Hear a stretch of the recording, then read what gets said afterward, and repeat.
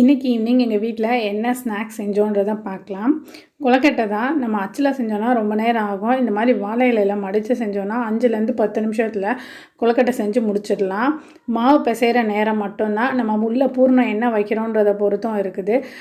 வெறும் எள்ளை மட்டும் வறுத்து அது கூட கொஞ்சமாக நாட்டு சர்க்கரையை கலந்து உள்ளே வச்சோன்னாலும் அதுவும் 5 நிமிஷத்தில் முடிஞ்சிடும். போலிக்கு வைக்கிற பூரணம் வைக்கலாம், அது கொஞ்சம் லேட் ஆகும்.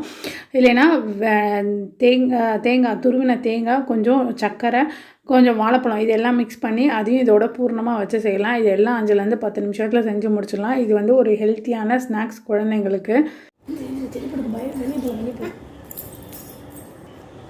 மித்து, இதுக்கு பேர் என்னம்மா? காப்பி. இதுக்கு பேர் என்னது? இதுக்கு பேர் என்னது? இதுக்கு பேர் இதுக்கு பேர் காப்பி.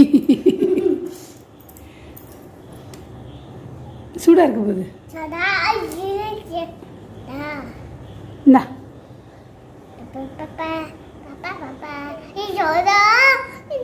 எப்படி இருக்கு?